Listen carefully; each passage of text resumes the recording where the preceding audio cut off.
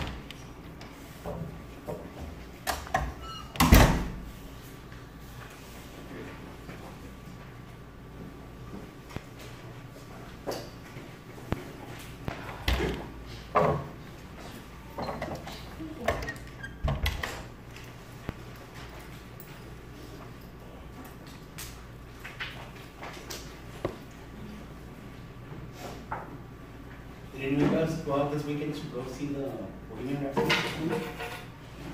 Pretty good one? Which one? The Bohemian Rhapsody? Fine. I heard it actually did a good job. Yeah, it's oh yeah, that's good. That'd be good, bro.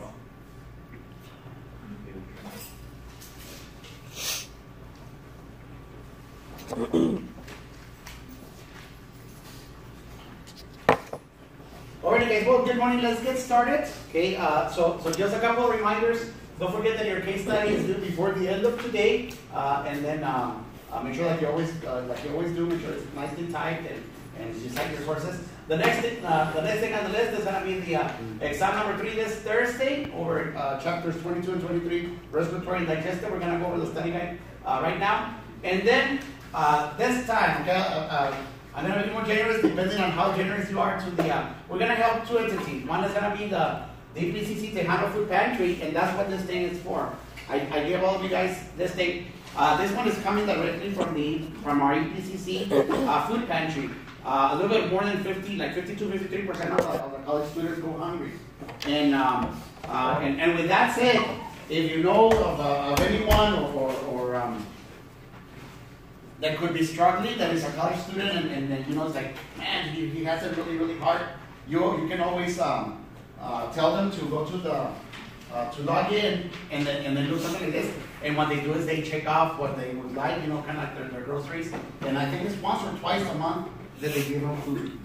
And then we have it by Verde. Eventually the goal is to have at every campus, of course, by Verde being the hub, is where we take this food and they, have you guys visited the food pantry in Valle Verde? They have a food warehouse and a little store. And then they put together the needs for people. And so we're going to help them. And then, so half will probably give to them, and then half will give them to the rescue mission. Okay? So now, it says 5 points up to 10 points. If you want 5 points, you just bring me one of each category. Right? So in other words, you would pick one from the vegetables, one from the legumes, one from the soups. Okay? And you can know your budget better. And then, if you want 10 points, bring me 2 from each category. When you get to the personal hygiene, just 1, because it's more expensive stuff. Okay? But if you so good morning. So let's say you said like, I'm good with 5 points. So bring me one of each. So one of this. So that we have a good variety. Okay? So one of each one of this, and then of course when you get to personal hygiene, just do 1. Okay? No, you don't have to bring me 2 unless like you really want to bring me 2, but you okay? Because I realize this is more expensive stuff. This stuff is really, really cheap. Okay? So again, if you want 5 points on the exam, 1 of each, and then if you want 10 points, 2 of each, but when you get to the personal hygiene, only 1. Okay? And I'll give you up to 10 points. Some of you guys, like let's say you're doing really, really well, and I'll add them to like the lowest exam that you've had. Okay? So like this time, let's say you do really well, I'll add it to the other one, tag it to the other one, and that always helps you. Yes, Nikki. Can I like bring 2 of something besides the meat? Like besides the meat? You won't even like buy the meat? Okay. Yeah, I guess so. Yeah, I guess, yeah, that's fine. Yeah, I guess you get so. Okay.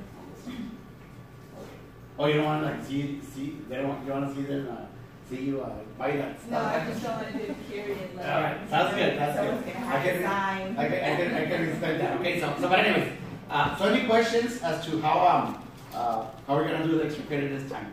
So again, if you want 5 points, just 1 of each. If you want 10 points, 2 of each. And then, but the personal ranking only 1. Yes, sir. So this will be instead of the cat food and dog food that we usually Yes. Instead of cat food and dog food, we're doing human food this time. And especially this time now of need in November is like, I guess, Hunger Month, and you know, with Thanksgiving and everything. So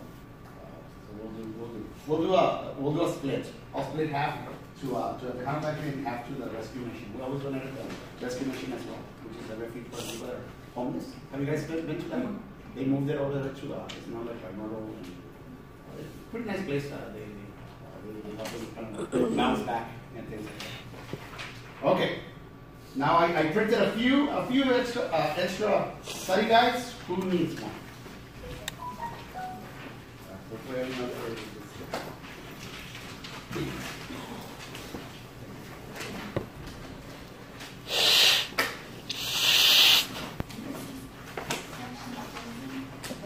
No, like can. See, like for example, bring me like let's do can, guys, because this is gonna be remember.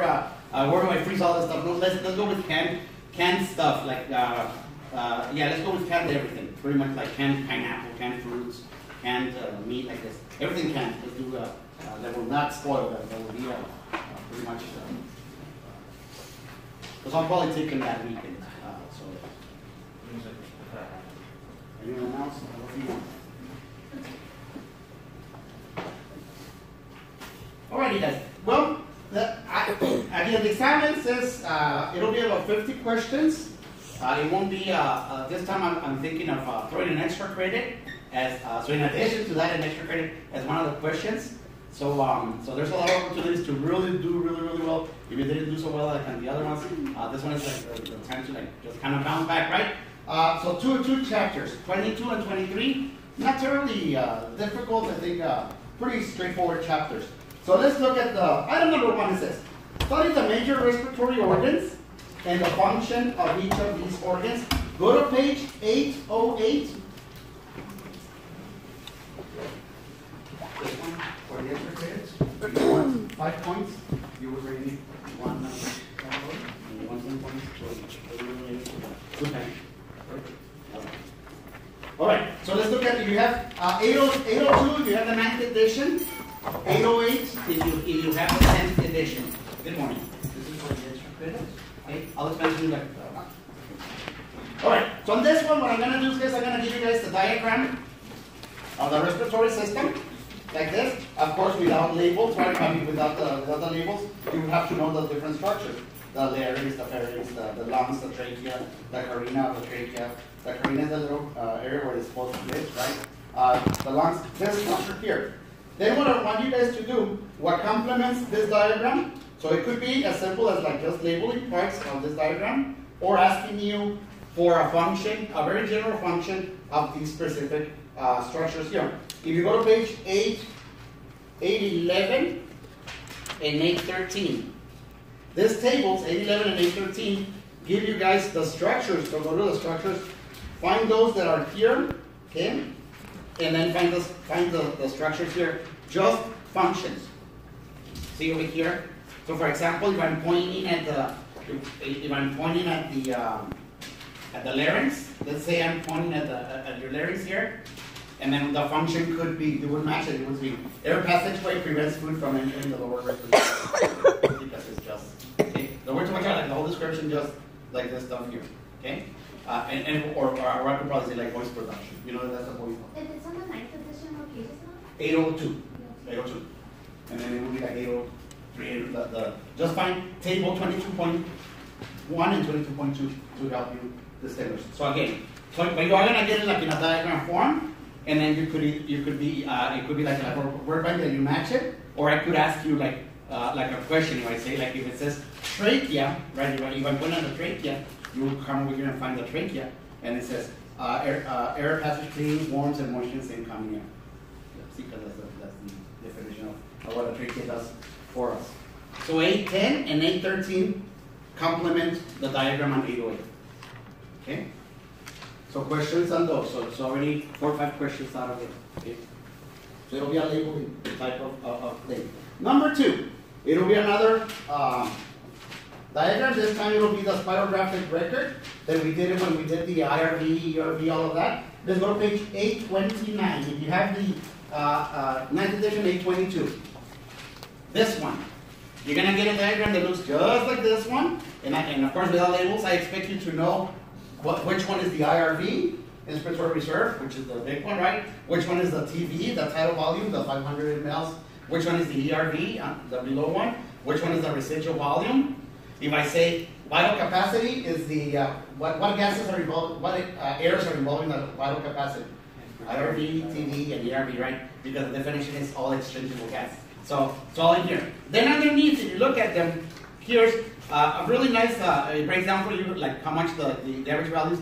But most importantly, I probably will give you the values. I want you guys to know the description of each one of these airs.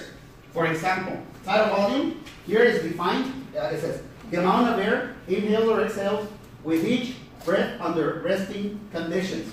The keywords that you're looking for is like normal, quiet breathing, right? That would be tidal volume. IRB, see, I'm looking at E29. The amount of air that can be forcibly inhaled after a normal tidal volume inspiration. So it would be like, that would be like IRB, right? ERB, the amount of air remaining in the lungs after a forced expiration.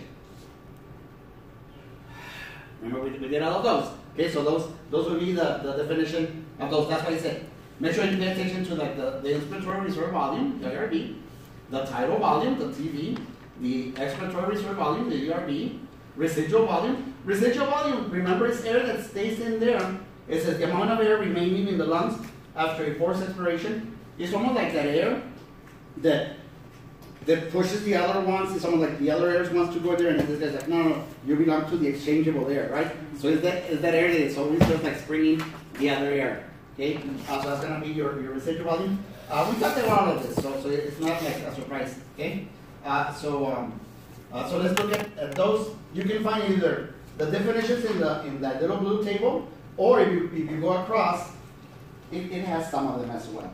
See, it has some of them here, but I mean, this would be enough. So questions on those. So if I'm pointing at, if you have a spirographic record and it has like the little lines here.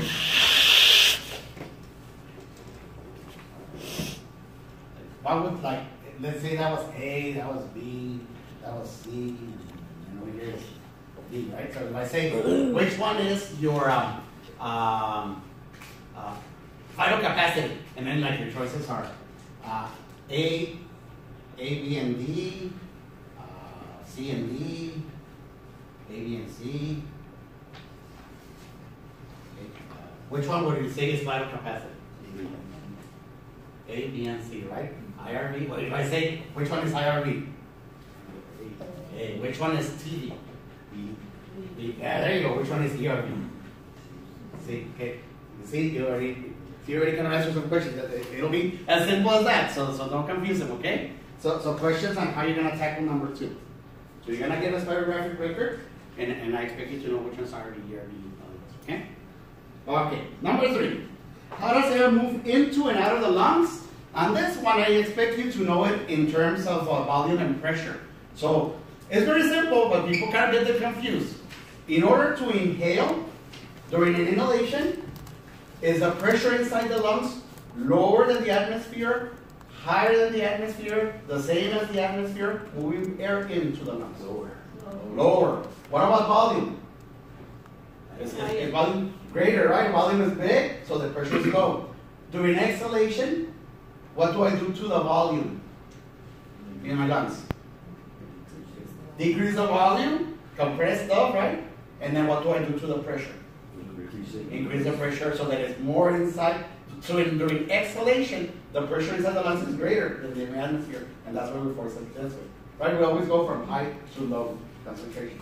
So that's how I'm going to ask you. So if I say during inhalation, the pressure in the lungs is lower than, higher than, equal to, right? So like that. Okay? So it's Boyle's. Pretty much it's kind of like an explanation of Boyle's law. So expect like maybe 1 or 2 questions like that. It'll be like a multiple choice. Okay? So questions at number 3. Please ask. So you still confused as to remember, to bring in air, we have to make the soda into a barrel so that the molecules are so low that it needs more from over here to kind of like build the pressure inside. And then to breathe out, okay, we compress the volume, put more pressure. Okay. See, think about it as if I have a soda can, which are very small volume, and I shake it, the molecules are so close together that they bounce. If I open the can, it squirts this way because the pressure is so high inside that it goes to the one with less pressure. Okay. Or your tires. Think of your tires in your car. If I get the air hose and I just do this to the air, am I feeling like the air? No, right? But if I have a tire that has a smaller volume, the pressure is going to build. It builds so much that it's able to carry all of that weight plus us, right, in the car. That's a perfect example. That's why, for example, what happens like during the cold weather? They deflate, don't they? They deflate. You need to probably fill them up a little bit more, and then it's weird, right? Like you put it, you fill it up, and then it's like, why are they flat? It's because it's cold, right? And then have you ever done the balloons with you get a little bit of the dry ice, and then the little water, and you inflate a balloon. Just try it, tie it up, and then put it in that solution of that cold, and then pop it out back out, and then it's like, that's how like the balloons fly, right? The balloons. You have helium. Helium in fire. The helium, and when you have helium coming out, and then the fire expands the molecules. The molecules put pressure against the walls of the balloon, and it takes off. And to come back down, what do we need to do?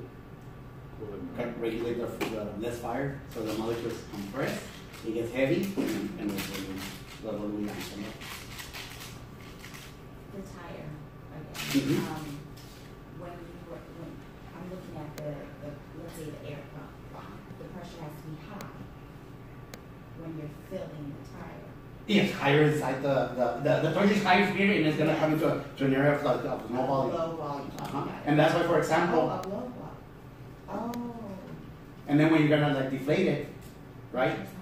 When it's so pressurized, you hear like when like in the middle of the freeway and the tire pops, it boom, because it was so pressurized that the air left from a high pressure but low volume, right? Okay, so just think about tire, and then it helps you. Okay. All right. So so number 4, what is intrapulmonary pressure? This is also known as alveolar pressure. Is a pressure that is within the alveoli. Let me give you a definition for that one. 816, if you have 9th edition, 823. 823, right there. Intrapulmonary pressure. It says the intrapulmonary pressure, and then